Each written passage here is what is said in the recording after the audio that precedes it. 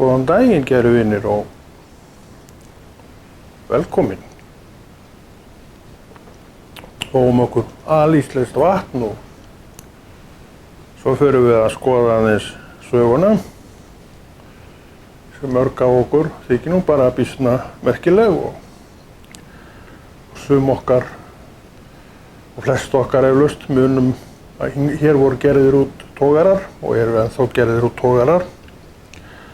En togararnir sem við ætlum að tala um hér eru síðutogarar. Það sem í dag í gangi eru skuttogarar og það eru svolítið svona mikið öðruvísi skip en auðvitað gera sama og hinnir. Þeir veiða með botnvörpum eða flotvörpum og það gerðu nú síðutogararnir líka. Þeir voru með flotvörpur þó að ekki væri nú mikið um það. Þetta einhvern veginn datt út að nota þær en þær voru prófaðar og eftir því sem ég skilta þá náðu menn nú alveg ágætis árangri með þessum flotvörpum. En þegar ég til að mynda að byrja á togara 1970 þá heyrði maður að menn hafi verið að notast eitthvað við flotvörpur en það var aldrei á meðan ég var á síðutogarunum. Og ég hóf starf á síðutogara árið 1970 sumarið og skipið sem ég réð mig á Mike kom frá Hafnarfirði sem að allir Hafnfirðingar á mínu reki muna eftir og þannig var nú mórallinn í þann tíð meðal okkar krakkana og strákana og barnana að þessir menn sem voru þessir togarakallar, þetta voru nú svona svolítið hetjurnar okkar og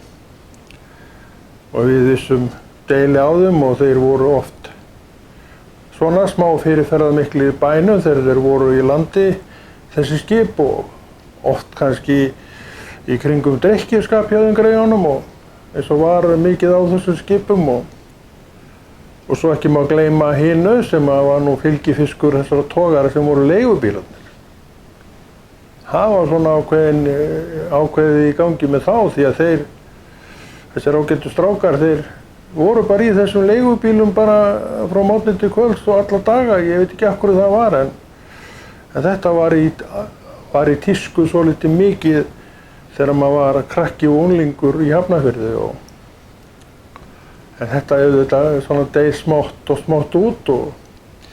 ég veit ekki hvort að menn sóttu í það að í þessum bílum voru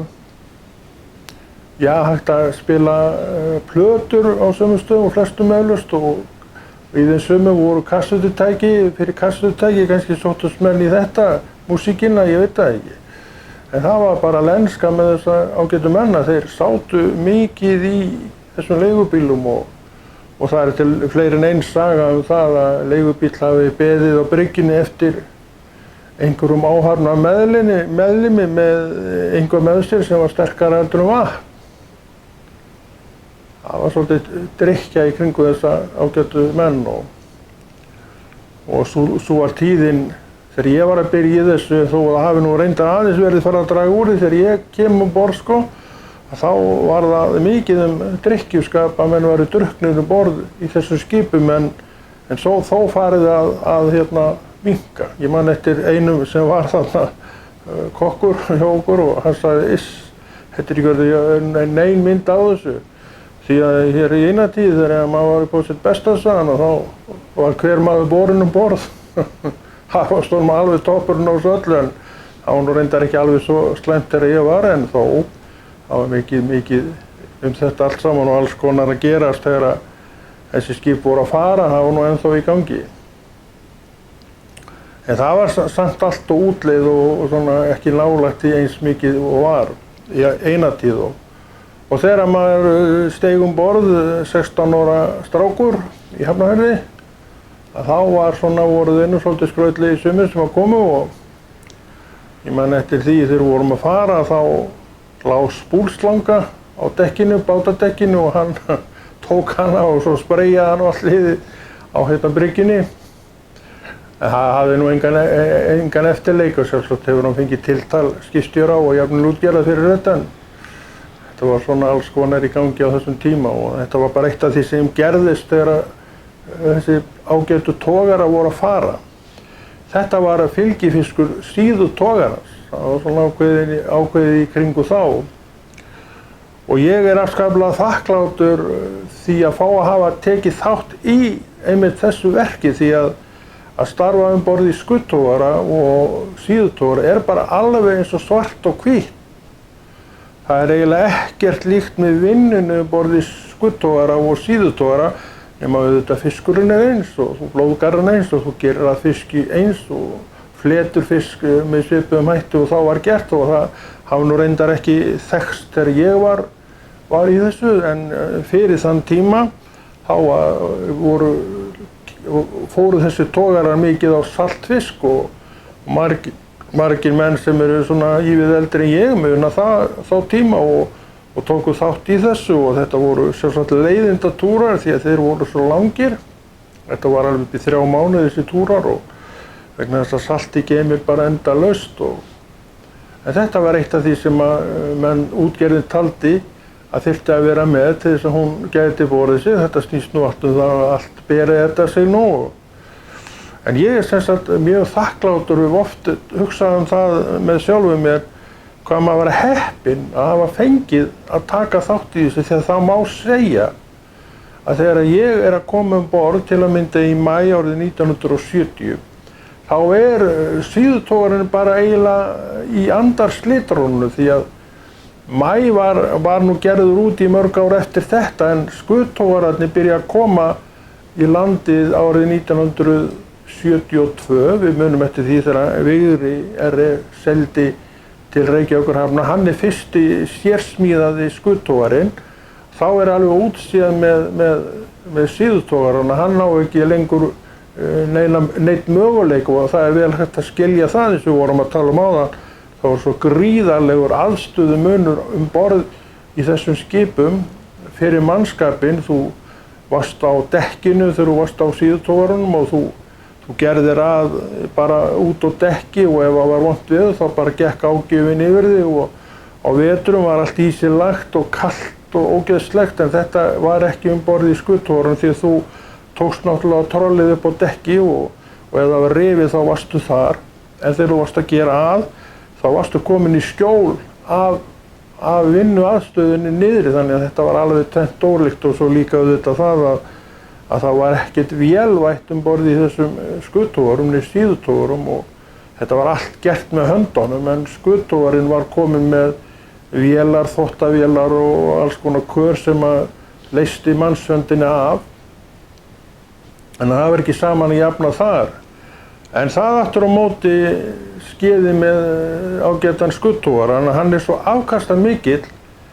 að hann eiginlega bara hreinsaði upp höfinn. Hann má eiginlega segja sig ástæðan fyrir því að settu var á kvóti, og ég man eftir því þegar að ég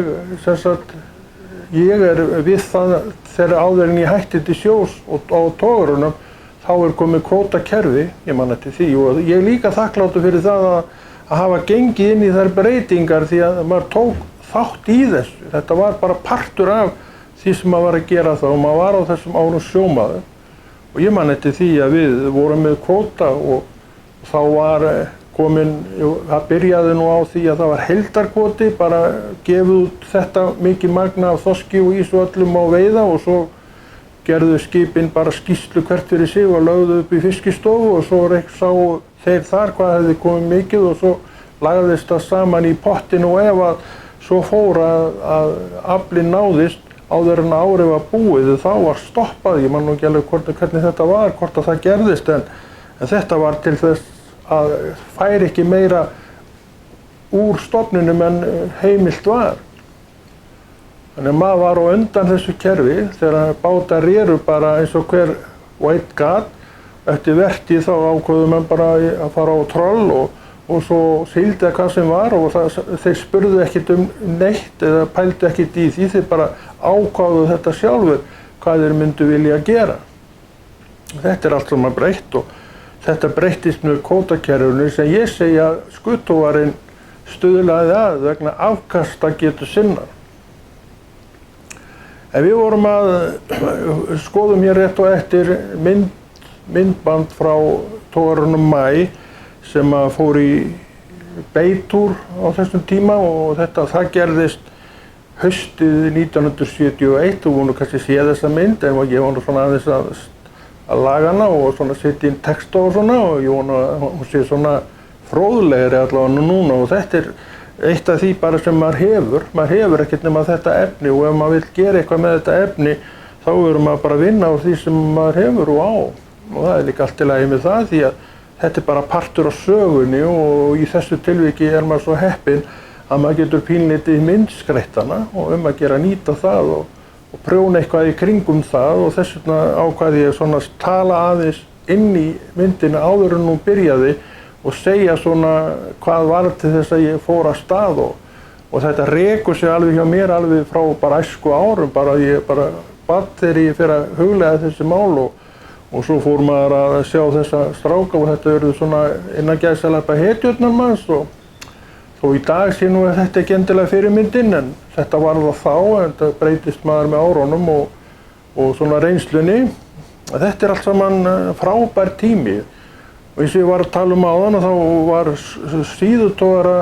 mín sem ég vann við þá var ekki lengi en hún greift í huga minn búin að vera það allar götur síðan og það langt síðan að það allt saman lagðist til hliðar og ég þekki verkinu borði í Skuttorn og það var ágætt og maður fann alveg gríðarlegan mun á því. En það samt situr ekki eins í mér eins og hitt, ég veit ekki af hverju en hitt var svo einhvern veginn það hefur greifst svo svakalega flott í mig að ég bara mann þetta mikið eins og gerst hafi í gær og það bara gott mál. En aðalega ég þakkláttur fyrir það að hafa yfir höfuð fengið að vera með. Það finnst mér alveg stórmerkilegt og alveg stórkostlegt þakkarefni að hafa fengið að vera með í þessu og vera til sjós og meðan að frelsið var það algjört, engin höft á neinu, ég var þá. En síðan kemur svona í endir á því svona eftir á að hyggja. Þetta var bara við lýði, við vorum að vertíð þarna 1970, ég byrjaði að sjó þá